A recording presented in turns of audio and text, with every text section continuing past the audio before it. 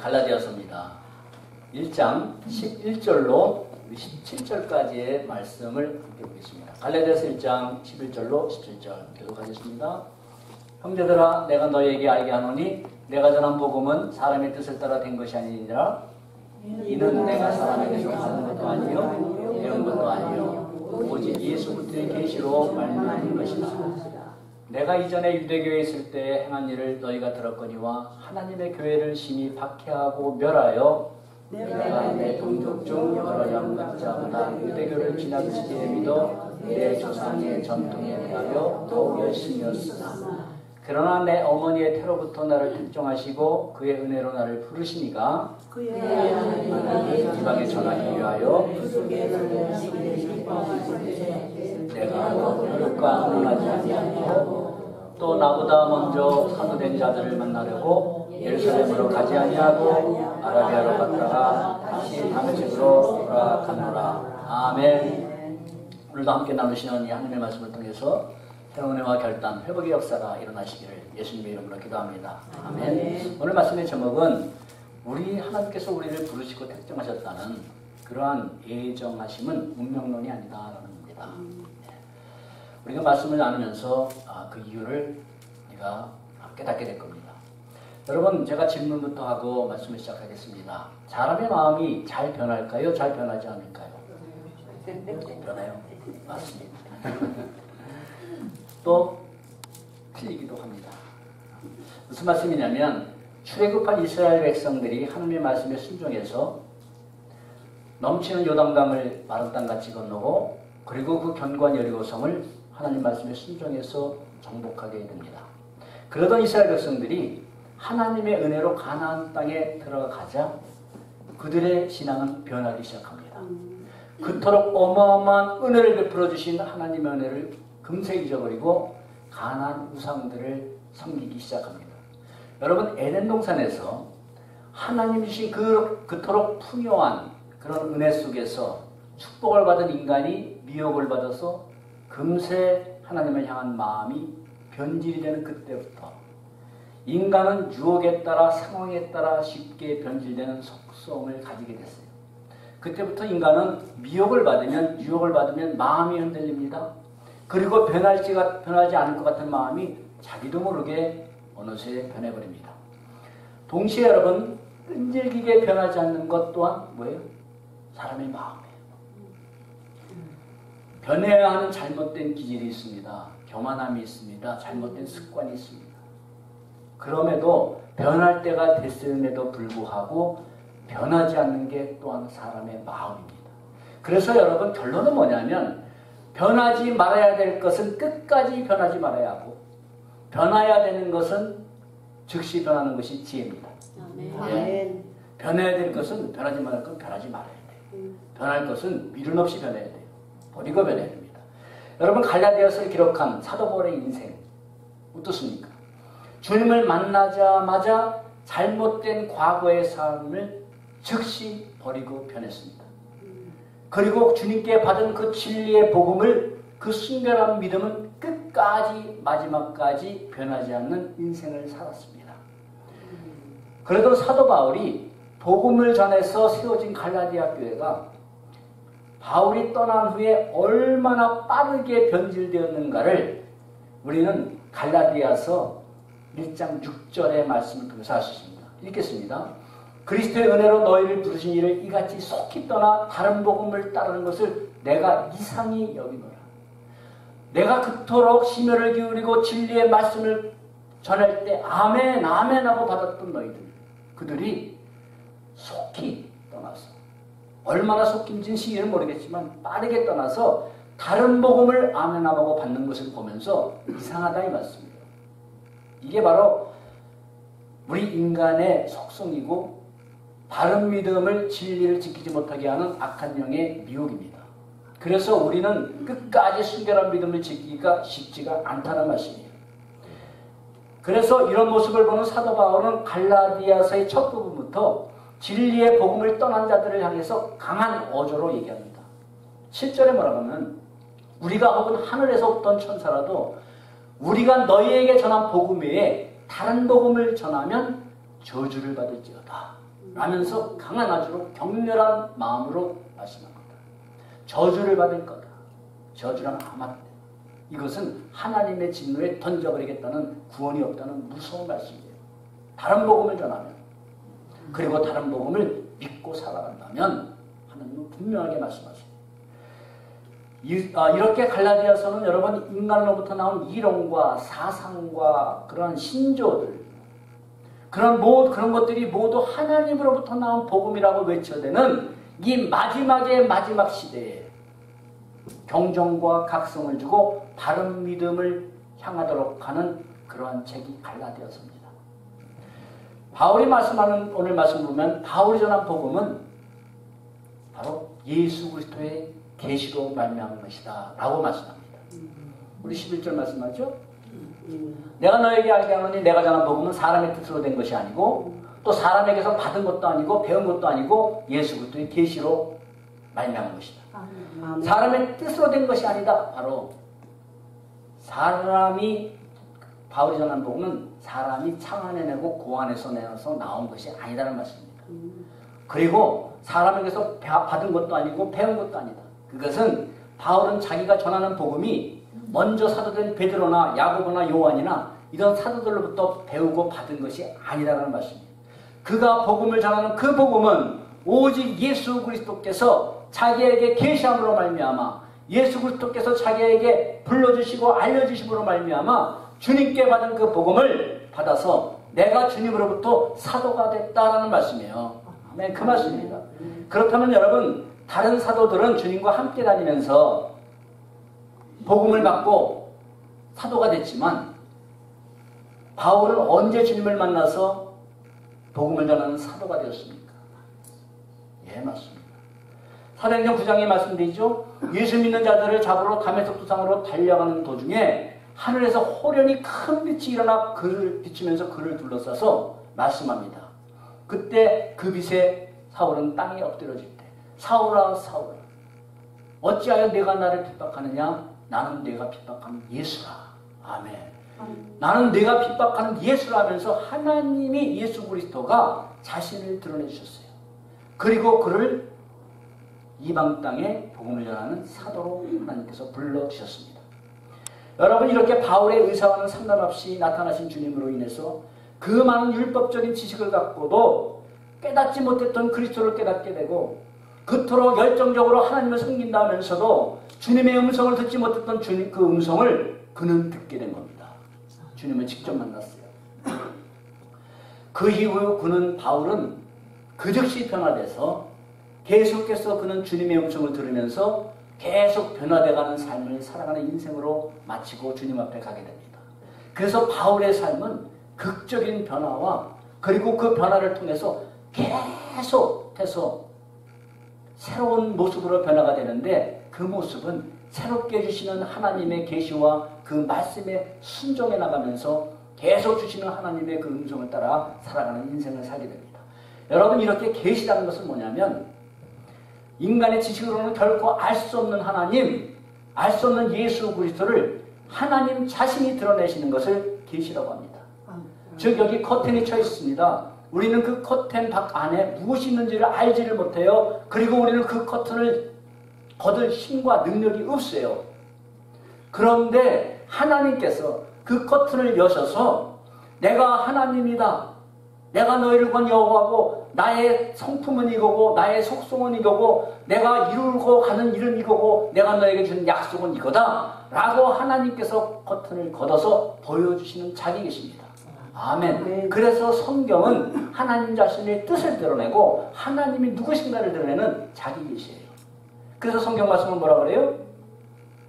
계시의 말씀이라고 그럽니다. 그러므로 인간이 인정을 하든 안 하든 하나님 자신을 드러내는 이 성경 말씀이 가장 큰 권위입니다. 여러분 오늘 제가 여러분들에게 말씀을 전합니다. 설교자의 권위는 뭐냐? 목사라는 타이틀입니까? 아니요. 설교자의 권위는 바로 가장 권위 있는 하나님의 말씀을 증거하기 때문에 말씀의 권위에 있다는 사실을 믿으시기 바랍니다. 아멘. 그래서 여기 있는 자가 별별 일 없어도 여러분 전하는 말씀이 하나님의 말씀이라면 가장 권위 있는 말씀, 가장 영광스러운 말씀이라면 그 권세 앞에 무릎 꿇고 영광스럽게 받으시기를 바랍니다. 아멘. 그 하나님의 말씀이 은혜의 말씀이라면, 생명을 주는 말씀이라면 생명 걸고 받으세요. 아멘. 내가 그 은혜를 놓치지 않겠다는 간절함으로 받으시기 바랍니다. 아멘. 할렐루야. 여러분, 사도행전 11장을 보면 베드로가 이방인 고넬료의 집에 가서 하나님의 말씀을 전하려 할 때 고넬료가 뭐라고 고백을 합니까? 이제 우리는 주께서 당신에게 명한 모든 것을 듣고자 해서 누가 앞에 있다고요? 하나님 앞에 있나이다. 말씀을 전하는 베드로 사도 앞에 있나이다가 아니라 우리는 하나님이 베드로 사도를 통해서 우리에게 명하신 그 말씀을 듣기 위해서 우리는 하나님 앞에 있나이다. 아멘. 여러분, 말씀 앞에 있다는 것은 뭐예요? 설교하는 목사 앞에 있다는 것이 아니라 하나님 앞에 있다는 사실입니다. 아멘. 그래서 베드로가 전하는 말씀을 그들은 자신들에게 주시는 하나님의 계시로 받았어요. 하나님을 깨닫도록 하나님이 열어주시는 계시로 받았어요. 그럴 때 그 고넬료의 가정에 성령님의 역사가 일어났습니다. 아멘. 여러분, 그래서 우리가 동일한 말씀을 들어도 변하는 사람이 있고, 어떤 사람은 나는 절대로 변하지 않겠다는 신념을 가지고 그리고 그 굳건한 신념의 반석 위에 서 있는 사람이 있습니다. 그러나 여러분, 자기 신념의 반석은 그 인생을 든든하게 받쳐주는 반석이 아니라 그 인생을 오히려 무너뜨리는 돌덩어리가 되고 말 것입니다. 여러분, 우리가 믿음의 반석 위에 서야지 자기 신념의 반석 위에 서면 그거는 모래성이라는 사실을 깨달으시기 바랍니다. 아멘. 그렇다면 여러분, 말씀을 듣고 변하는 사람과 안 변하는 사람의 차이는 무엇일까? 바로 그것이에요. 하나님이 열어 보여주시는 말씀 속에서 계시된 예수 그리스도를 인격적으로 만나는 사람과 그리스도를 보지 못하고 지식으로만 받는 사람의 차이일 겁니다. 그리고 오늘 이 시간 나에게 주시는 말씀을 내가 보는 것 같이 깨달을 수 있도록 하나님이 주시는 계시로 받는 사람과 하나님 말씀을 교훈 정도로 한 도덕 수준으로 받는 사람의 차이일 겁니다. 여러분, 도덕윤리 이런 것을 받아도, 교훈을 받아도 사람은 조금은 변할 수 있어요. 그러나 우리가 변하기 원하는 것은 뭐예요? 현상이 아니라 근본적인 변화입니다. 아멘. 근본적인 변화. 전인격이 변화되는 겁니다. 삶의 정체성이, 우리의 정체성이 변하는 겁니다. 우리의 영혼의 주소가 바뀌는 거예요. 오늘도 하나님이 나에게 주시고자 하는 말씀을, 그런 계시의 말씀을 설교자 입을 통해 내가 갖고 있다고 믿고 간절함으로 받아 그 들은 말씀이 우리 안에 믿음화되고 그 믿음화된 말씀이 우리 안에 또 능력화가 될 때 우리의 전인격을 변화시키고 삶을 변화시키는 역사가 일어나는 줄 믿습니다. 아멘. 하나님이 나에게 주신다. 동일한 말씀을 들어도 각자 받는 계시는 틀려요. 무슨 말이냐면 동일한 말씀이 주어집니다. 우리의 각자 상황은 달라요. 그럴 때 각자 상황에게 하나님의 말씀은 동일한 상황에 있지 않기 때문에 우리 자신에게 그 말씀이 강하게 조명해주는 부분이 다르다는 거예요. 어떤 분에게는 이 말이 회개의 말씀이 될 수가 있고, 주님의 말씀이, 어떤 말씀은 더 하나님이 힘을 주고 격려를 주는 위로의 말씀이 될 수도 있고, 각자 상황에 따라서 하나님은 모두에게 누구도 예의 없이 적용될 수 있도록 하나님은 주시는 말씀입니다. 아멘. 여러분, 사도 바울이 말씀을 보면 복음을 전하는 사도로 부름받는 것은 예루살렘 무슨 공회에서 사도증을 받아서 사도가 된 것도 아니고, 그리고 수제자 베드로가 임명장을 준 것도 아닌 것처럼, 그렇죠? 예수 그때 직접 받았다고 했잖아요. 저와 여러분들이 하나님의 자녀가 되고 이 뉴라이프 처치의 성도가 된 것은 목사가 세례 증서를 주거나 교인 명부에 이름을 올려서 된 것이 아니라 뭐예요? 바로 여러분들이 하나님의 계시의 진리의 말씀을 듣고 믿어서 예수 그리스도를 영접했기 때문입니다. 아멘. 예수 그리스도를 영접했다는 말씀은 뭐예요? 주님을 만났다는 말씀이에요. 주님을 만났다는 말씀이에요. 이는 혈통으로나 육적으로나 사람의 뜻으로 나지 아니하고 오직 하나님께로 난 자들이니라. 아멘이십니까? 아멘. 저와 여러분들이 성도된 것은 하나님의 뜻으로 난 자임을 믿으시기 바랍니다. 아멘. 담대하세요. 아멘. 어떤 분은 큰 교회 성도면 성도를 가지시는 분들이 계셔. 또 어떤 분들은 작은 교회 성도는 좀 약간 쪼그라드시는 분들이 계셔. 그러면 작은 교회 성도를 부르신 하나님은 좀 쪼그라드신 예수님이신가? 천지 만물을 창조하신 하나님이 동일하게 각 필요한 처소로 보내신 줄 믿습니다. 아멘. 아멘. 두 번째는 계시 말씀을 통해 예수님을 만난 사람은 변화가 일어나는데 주님을 만나기 전 자신의 죄를 자각하고 돌이키는 변화가 먼저 일어납니다. 내가 죄인입니다. 잘못했습니다. 하는 변화가 일어나요. 우리 말씀 볼까요? 13절하고 13절. 내가 이전에 하면서 시작했죠. 하나님의 교회를 심히 핍박하고 멸하였다는 겁니다. 유대교를 지나치게 믿어서 내 조상의 전통에 더욱 열심히 했다는 겁니다. 내가 이렇게 시작. 내가 이전에. 여러분, 바울이 주님을 만나기 이전의 삶은 조상들로부터 내려온 율법과 전통에 매였던 삶이에요. 그리고 그 열심이 얼마나 특별했는지 예수님을 믿는 사람들을 잡아들이고 주님의 교회를 핍박했다고 고백합니다. 그분은 하나님을 위한다는 비명 아래 율법이라는 무기를 들고 자기 의라는 칼을 들고 난도질하기 시작했어요. 이게 바울의 이전의 삶이었습니다. 하나님의 의를 모르고 자기 의를 세우려고 힘써서 하나님의 의를 복종하지 아니했던 삶을 살았던 것이 바로 사도 바울이었어요. 자기 의를 드러내면 자기 의를 드러내는 것으로 끝나는 것이 아니라 뭐라고 그랬죠? 하나님의 의를 힘써서 복종하지 않는 것이다. 내 행위를 드러내면 드러낼수록 하나님의 은혜를 뭉개는 것이다. 이 말씀이에요.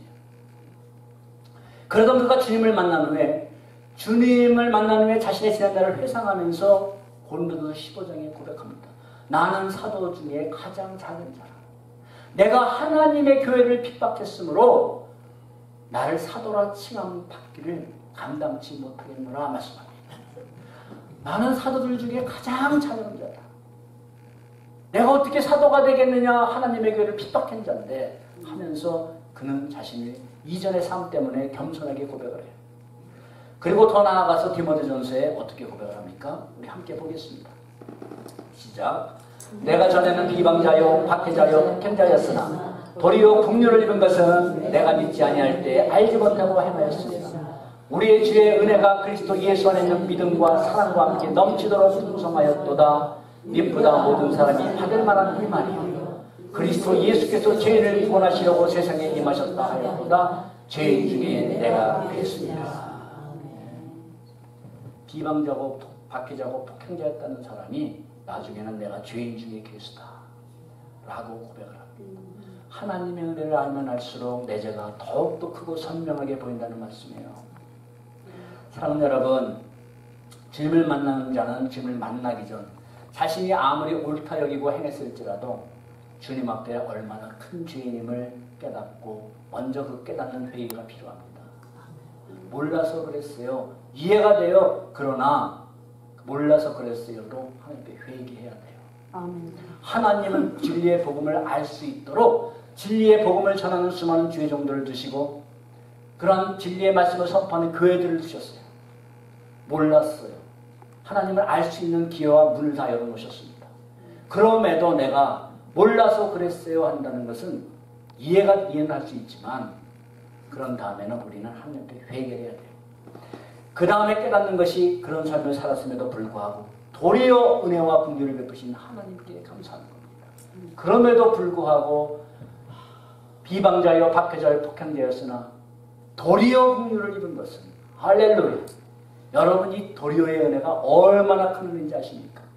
그럼에도 불구하고 심판하지 아니하시고 버리지 아니하시고 도리어 은혜를 베푸시고 긍휼을 베푸셨다는 말씀이에요. 아멘. 아멘. 아멘. 여러분 이렇게 도리어의 은혜와 긍휼을 주시는 하나님을 깨닫고 감사하고 이제는 주님을 위해 힘있게 쓰임받고 충성하겠다는 변화의 삶으로 나아갑니다. 이것이 인격적으로 은혜를 받은 자의 모습이에요. 아멘. 인격적으로 주님을 만나서 은혜 받았습니다 하는 자의 모습이에요. 그러므로 여러분 정확하게 말씀을 드리면 우리가 너무 남발하는 게 있어요. 말씀 끝나면 은혜 많이 받았습니다. 은혜 받았습니다. 부흥회 끝나면 나갈 때 부흥 강사님하고 악수하면서 은혜 받으신다는 말씀을 이거를 그냥 녹음기를 켜놔야 될 정도로 동일하게 그냥 이랬으면 좋겠어. 한 명이 은혜 받았습니다. 이하동문입니다. 이하동문입니다. 이러고 쭉 나가면 되잖아. 은혜 받았습니다. 여러분, 은혜 받았습니다라는 말할 때 은혜는 내가 들은 말씀을 따라서 크든 작든 변화의 모습이 일어났을 때 들은 말씀이 은혜가 되는 줄 믿습니다. 아멘. 그게 은혜 받았습니다. 아멘. 은혜 받았습니다라는 것은 들은 말씀이 은혜는 하나님의 능력입니다. 하나님이 주시는 겁니다. 그런데 하나님이 주시는 은혜에 능력이 없다? 그건 은혜가 아니죠. 그건 감동받았습니다 라고 하면 돼요. 그 당시 잠깐 제가 감동받았습니다. 아멘도 마찬가지입니다. 하나님의 말씀이 나에게 그대로 해줌을 믿습니다가 아니라 그냥 옳은 말씀, 지당한 말씀입니다. 아멘. 옳은 말씀입니다. 인정합니다. 이수지당이 말씀이에요. 그래서 여러분, 정말 저는 여러분들이 우리가 함께 하나님의 말씀할 때 은혜 받기를 원합니다. 아멘. 아멘. 그대로 이루어지는 변화가 일어나지는 아멘이 되기를 바랍니다. 아멘. 최소한 여러분, 하나님의 보여주신 계시의 말씀을 통해서 주님을 만났다면 무엇보다도 먼저 이전에 나는 하나님 앞에 심판받을 수밖에 없는 존재라는 것을 깨닫고 죄인이라는 것을 깨닫고 바울처럼 주님을 만난 다음에 화끈하게 급진적으로 변화가 일어나든 아니면 저는 천천히 대기만성 형입니다 하면서 천천히 변화가 일어나든 여러분 변화가 일어나야 된다 이 말씀. 아멘. 급진적으로 일어나든 천천히 일어나가야 돼요.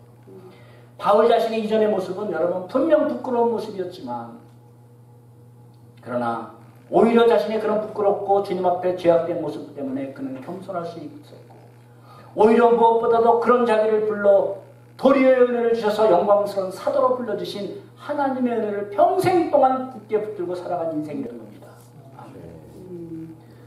하나님의 은혜를 하려면 내가 얼마나 죄의 웅덩이 속에 깊은 곳에 빠져 있는가를 알아야 돼요. 전 부끄럽지만 제가 솔직히 말씀드려서 주님을 믿기 전에 주일이라는 단어를 제 주위에서 들어본 적이 없어요. 일요일, 공휴일. 주일이라는 단어를 제 가족이나 제 친척 중에서 들어본 적이 없습니다. 우리 이인숙 자매님을 만남으로부터 제가 주일이라는 소리를 들었습니다. 그전에는 주일이라는 얘기를 들어보지 못했어요. 그럼에도 불구하고 여러분 그런 처음에도 불구하고 도리어의 은혜를 주셔서 오늘도 하나님의 말씀을 듣고 구원받게 하시고 이 영광스럽고 은혜의 생명의 말씀을 여러분들과 나누게 하신 우리 주님 찬양합니다. 할렐루야. 마지막으로 여러분 하나님의 계신 복음의 은혜를 받은 자는 깨닫는 변화가 있는데 사명을 깨닫는 변화입니다. 사명을 깨닫는 우리 15절 보겠습니다. 시작. 그러나 내 어머니로부터 나를 택정하시고 그의 언어로 나를 부르시니가 16절 그의 아들을 이방에 전하기 위하여 그를 내 속에 나타내시기를 기뻐하셨을 때 내가 곧 혈육과 변함하지 아니하고 아멘 아멘. 15절 말씀 보세요. 뭐라 그럽니까? 바울이 태어나기도 전에 하나님께서 택정하셨다라고 증거합니다. 성경은 이 바울만이 아니라 저와 여러분들도 이미 태어나기 전에 하나님께서 만세전에 창세전에 기뻐하신 뜻대로 택하셨다라고 분명하게 증거합니다. 아멘. 에베소 1장 4절 곧 창세전에 그리스도 안에서 우리를 택하사 에베소 1장 5절 그 기쁘신 뜻대로 우리를 예정하사 아멘.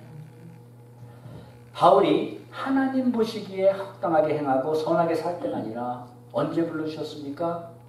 오히려 주님을 핍박하고 대적할 때 은혜로 불러주신 것처럼 저와 여러분들도 하나님의 뜻을 알고 하나님의 뜻을 쫓아 살아갈 때가 아니라 우리의 원함을 따라 세상 가치관을 따라 살아갈 때 하나님께서는 이미 택하시고 또 부르심의 때가 돼서 하나님은 부르셨다는 사실이에요. 아멘. 아멘. 여러분 이것이 인간의 지혜로는 이해할 수도 설명할 수도 없는 신비한 택하심의 은혜입니다.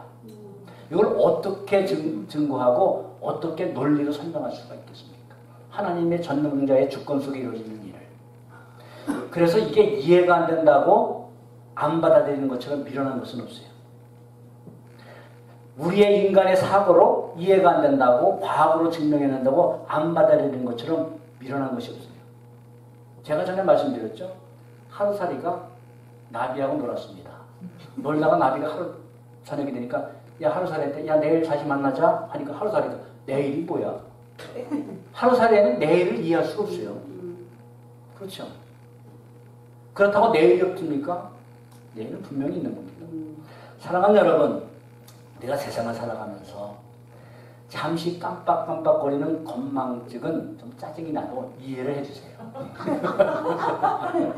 그거는 우리가 이해가 돼도 하나님의 택하심과 은혜의 부르심의 은혜를 잊어버리는 건망증은 용납해서는 안 됩니다.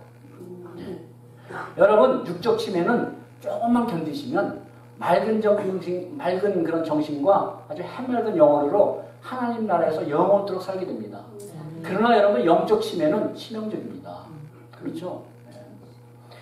자신에게 베풀어진 이 택하심과 부르심이라는 하나님의 은혜를 평생 품고 살아간 바울은 이렇게 고백해요. 우리 고린도전서 보겠습니다.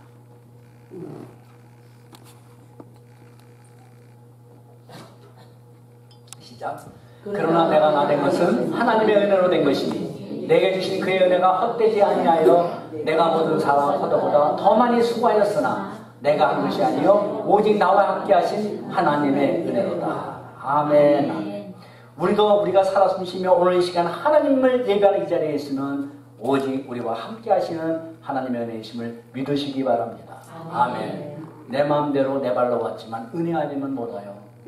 주님의 자리는. 여러분, 우리를 택하여 자녀로 직분자로 부르셨다는 이 소명의식이 확고한 사람은 또 무엇이 확고하냐면 내가 감당할 사명의식이 확고하다는 것입니다. 하나님이 나를 부르셨다? 그러면 하나님이 나를 부르신 목적이 있다? 나는 그 사명의식이 확고한 겁니다. 왜냐하면 자신을 택하시고 부르신 하나님의 목적과 계획이 있다는 사실을 분명하게 깨닫기 때문이에요. 보세요. 어떤 사람이 전 어느 날 옆집 사는 교인이 집사님이 함께 교회 한번 가볼까 해서 따라갔다가 몇 번 가다 보니까 주님을 믿고 교인이 되었습니다. 라고 신앙생활하는 사람과 하나님이 나 같은 자를 이미 왠지는 모르겠지만 사랑하셔서 나를 이미 택해 주시고 불러주셔서 하나님의 교회로 보내주시고 복음을 듣고 믿게 하셔서 제가 주님의 자녀가 됐습니다. 라고 분명한 신앙 고백이 있는 사람이 하는 신앙생활은 다를 수밖에 없어요. 다를 수밖에 없습니다. 무슨 일을 하기 전에 그래서 여러분 하나님이 이 일을 위해서 나를 부르셨다는 콜링의식이 분명히 해야 됩니다. 아멘. 그렇지 않으면 하나님이 이 일을 위해서 이 교회를 향해서 그리고 어떤 사역을 향해서 나를 부르셨다는 그 콜링의식이 분명하지 않으면 좀 피곤한데 좀 이 일은 내 스타일 아닌데 그냥 포기하게 돼요. 그러나 하나님이 이 일로 나를 부르셨다라는 콜링의식이 분명하면 피곤함에도 불구하고 시간이 부족함에도 불구하고 하나님 앞에 쓰임받는 것으로 인해서 감사하고 기뻐할 수가 있습니다. 아멘. 택하심과 부르심의 은혜를 분명하게 믿는다면 여러분 하나님께서 분명 내가 감당할 사명이 있다는 것을 자각할 수밖에 없다는 말씀이에요. 하나님 주신 한 번뿐인 인생, 빠르게 지나가는 인생, 이렇게 내 원대로 내 마음대로 살다가 내 뜻대로 살다가 주님 앞에 설 수 없습니다라는 절박함이 일어날 수밖에 없어요. 하나님이 나를 만세전에 택해 주시고 나를 구원하시기 위하여 우리 주 예수 그리스도가 십자가에서 나를 위해 죽으셨는데 그리고 나를 부르시고 오늘도 함께 하시는데 내가 내 인생 내 목적만에다가 금방 60대고 70대고 하나님 부르시는 날 설 수 없습니다. 절박함이 일어날 수밖에 없어요. 바울은 택하심의 은혜를 깨닫고 그가 사도로 부름받은 목적을 이렇게 분명하게 고백하지 않습니까? 16절에 그의 아들을 이방에 전하기 위해서 그를 내 속에 나타내시기를 기뻐하셨다라는 겁니다. 나를 이방의 사도로 부르시기 위해서 내 안에 있는 모든 세상의 명예와 자랑과 그런 율법에 매인 모든 것들을 다 배설물처럼 걷어내시고 내 안에 그리스도가 나타나시기를 기뻐하셨다. 할렐루야. 바로 이것이 택하심과 부르심의 은혜를 분명히 깨닫는 사람이 고백하시는 사명의 기쁨입니다. 여러분 사명은 기쁨이에요. 하나님의 일을 할 수 있다는 건 기쁨이에요. 어느 날 여러분 병이 들어서 일을 하고 싶어도 못할 때가 있습니다. 이제부터 내년부터는 내가 열심히 해야지 할 때 그 안에 부르실 때가 있습니다. 누가 장담할 수 있겠습니까? 나 같은 자가 하나님의 택하심과 부르심받고 전명하신 하나님이 기뻐하시는 일에 쓰임받고 살아간다는 것, 그 기쁨과 영광은 체험해본 자만이 알 수 있는 특권이고 복입니다. 아멘. 여러분, 이 시간 우리가 중요한 걸 여러분들과 함께 나누기로 합니다. 우리가 흔히 하나님이 미리 택하시고 부르셨던 예정의 교리를 오해하시는 분들이 있어요. 무엇을 가장 오해합니까? 하나님의 예정하심을 운명론적으로 받아들이는 경우입니다. 그런 경우 많죠. 내 인생 하나님이 다 이렇게 살도록 인도하시고 다 아시고 결정하셨다는데 내 운명으로 받아들여야지. 이러면서 모든 책임을 하나님께 돌리고 사명도 잊어버리고 살아가는 모습이 있어요. 그러나 하나님의 우리를 택하심과 부르심의 은혜를 받고 살아가는 하나님의 자녀들은 오히려 운명론자들하고는 전혀 다르게 살라고 우리를 부르셨어요. 쉽게 예를 들겠습니다. 하나님의 예정을 믿고 하나님의 섭리를 믿고 가는 사람과 운명론자가 운명을 믿고 가는 사람이 함께 배를 타고 갑니다. 보트를 타고 간다고 칩시다. 근데 한 명이 빠졌어요. 물에 빠졌어요. 그러면 운명론자는 저 사람은 여기서 빠져 죽을 운명이기에 빠져 죽은 거야 하고 바라만 볼 수 있지만, 그러나 하나님의 예정을 믿고 그 배를 타고 하나님의 부르심과 택하심을 믿고 살아가는 자는 하나님이 내가 이 자리에 있게 한 것은 저 죽어가는 사람을 살릴 수 있도록 예정하신 거야. 아멘. 그러면서 구명보트를 던지고 그를 살리려고 최선을 다합니다. 아멘. 이토록 다릅니다. 저 사람은 전도를 해봐야 믿지 않는 운명이야. 지옥 갈 운명이야. 이건 하나님의 예정하심을 은혜를 입은 자의 모습이 아니에요. 그가 하나님의 구원을 받아서 천국을 가든 지옥을 갈지는 오직 하나님의 주권 속에 속한 일이지만, 내가 저 사람을 알게 되고 만나게 하신 것은 저 사람에게 복음을 전하도록 하나님이 나를 계획하시고 만나게 하시고 부르신 거야. 아멘. 이게 하나님의 부르심과 택하심을 받는 예정을 믿는 자의 모습입니다. 내가 누군가가 겪는 고통의 소리를 들었을 때, 아유, 그 사람 기구한 운명이네. 아유, 팔자도 사납네. 그게 아니라 그를 위해 기도하기를 원하시는 하나님의 뜻일 거야 하고 기도하게 됩니다. 아멘. 이게 바로 하나님의 뜻대로 부르심고 택함 받은 하나님의 예정과 섭리를 믿는 자의 성도의 모습이에요. 정반대 아닙니까? 사도 바울은 보세요. 성경 곳곳에서 하나님의 택하심과 부르심이라는 예정의 교리를 곳곳에서 증거합니다. 그럼에도 불구하고 사도 바울은 운명론자처럼 절대 살지 않았어요. 복음을 전하다가 매맞고 복음을 전하다가 감옥에 들어갔습니다. 만약에 그가 운명론자였다면 내가 모든 거 다 버리고 주님을 따랐는데 이렇게 억울하게 감옥에 갇혀서 이게 뭐하는 거야? 낙심하고 원망했을 겁니다. 그러나 그는 나를 감옥에 보내신 하나님의 뜻이 있을 거야. 그러면서 간수와 빌립보 간수에게 복음을 전할 때 그 가정이 구원을 받고 빌립보 교회가 개척되는 하나님의 선하신 뜻을 이뤘습니다. 아멘. 이게 다른 거예요. 오늘 내가 힘듭니까? 고난의 자리에 있습니까? 운명론자는 낙심하고 절망하고 불평합니다. 그러나 오늘 하나님은 이 고난의 자리에서 나의 이 어려운 문제 가운데서 믿음을 드러내며 하나님의 영광을 드러내라고 또 나를 향하신 선하신 뜻이 있기에 이 사료와 상황을 허락하신 거야 라고 믿게 됩니다. 아멘. 그래서 그 하나님의 섭리를 믿는 자는 이렇게 고백합니다. 하나님을 사랑하는 자, 우리가 알거니와 하나님을 사랑하는 자, 곧 그 뜻대로 부르심을 입은 자들에게는 모든 것이 합력하여 선을 이루니라. 아멘. 이게 하나님의 애정과 섭리를 믿는 자의 모습이에요. 모든 것이 합력해서 선을 이루실 것이다. 여러분, 이렇게 하나님께서 그의 자녀들을 택하시고 부르심은 운명에 맡기고 그냥 살라는 것이 아니라 하나님의 선한 뜻을 위하여 사명이 있다는 것을 깨닫고 살아가야 합니다. 사명이 있다. 고난 가운데서 사명이 있어요. 성공 속에서도 사명이 있어요. 건강한 가운데도 사명이 있어요. 질병 가운데도 사명이 있어요.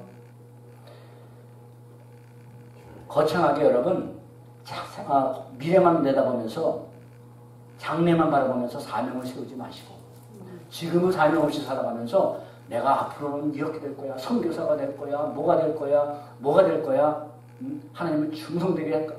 장래를 바라보지 마시고 세우지 마시고 나를 오늘 있게 하신 이 자리에서 이 상황에서 하나님이 나를 향하신 선하신 뜻이 무엇일까를 생각하면 그것이 오늘의 사명인 줄 믿습니다. 아멘. 그게 사명이에요. 아멘. 오늘 나를 뉴라이프 처치로 보내시고 오늘 일을 맡기시고 함께 하신 것은 내가 이 자리에서 섬겨야 될 사명이 무엇인가. 그게 오늘의 사명이에요. 아멘. 아멘. 이 사실을 깨닫는 것은 매우 중요합니다.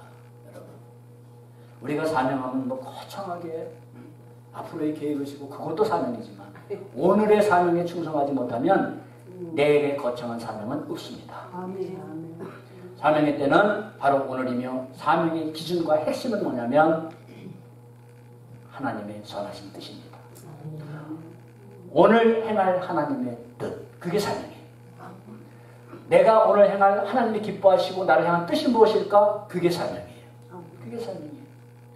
나와서 교회에 나와서 앞에서 오늘 예배를 안내를 하고 또 이렇게 비디오를 하고 이 시간 하나님이 주신 사명인 줄 믿으시기 바랍니다. 아멘. 저는 다른 사명 크게 그려볼 수도 있고 계획하는 건 자유입니다. 또 그런 것이 필요합니다. 그러나 내가 지금 주어진 사명은 뭐냐면 오늘 이 시간 다니엘에 세우신 이 자리에서 하나님의 말씀을 다르게 전하는 게 사명이에요. 아멘. 예수 계신 복명회를 체험한 사람은 여러분 즐거움과 기쁨의 근원이 바뀝니다. 삶의 우선순위가 바뀝니다. 소망이 바뀝니다. 우리는 하나님의 선하신 뜻을 위해 택함받고 부름받은 사명자들이기 때문입니다. 아멘. 우리 다 같이 한번 고백할까요? 그리고 말씀을 마치겠습니다. 마음의 새김을 합니다. 구원으로의 부르심은 곧 사명으로의 부르심입니다. 사명으로의 부르심입니다. 여러분 부르심받고 구원받았어요? 아멘. 그러면 아멘. 사명으로도 부르셨어요. 아멘. 그 아멘 하기를 너무 꼬리 하시면 안 돼요. 사명의 부르심은 곧 구원의 부르시고 구원의 부르심은 사명의 부르심입니다. 아멘. 아멘. 우리 함께 기도하겠습니다.